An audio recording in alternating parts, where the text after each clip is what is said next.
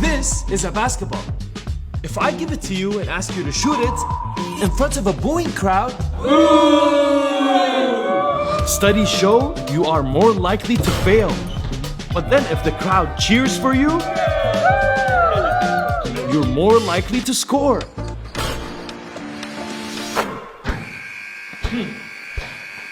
Why?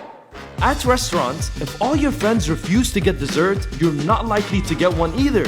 At comedy shows or in sitcoms, hearing the crowd laugh will make the jokes funnier and make you want to laugh too. This is the power of the crowd, and it's everywhere. It can choose what you eat, what you do, who you date. It can make you laugh, it can make you cry, it can make you succeed, and it can make you fail. But why?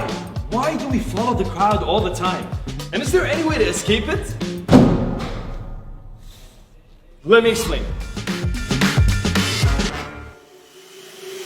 We humans copy each other all the time. We copy our parents, we copy our friends, we even copy our colleagues. Not because it's fun, but because we need to survive. A baby needs their parents for food. An adult needs their friends to hang out. And we all need our colleagues to work and make money. That's why we copy each other. To make sure we're not rude and we can get what we need.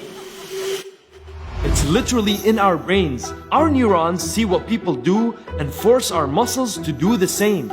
That's why if someone is yawning, you have to yawn. And when someone is laughing, you have to laugh. And that's not all. The people around us also influence our clothes. If all your friends wear expensive shirts, you want to get one too. Our bank accounts. If everyone around you is rich, you're more likely to be rich as well, right? Our beliefs. So I've always thought that drinking tea actually makes your lips dark, because this is something that my family taught me. And even our love life. Everyone around me is getting married by the age of 30, so I guess I have to as well. That's how powerful the crowd is. But this video is not about how others can affect you. It's about how you can affect others. If you go to parties and say no to alcohol, the people who are afraid to do the same might now stand up for themselves. If you go to restaurants and say no to meat, the people who considered going vegan might now give it a try. And that's why I became a vegetarian.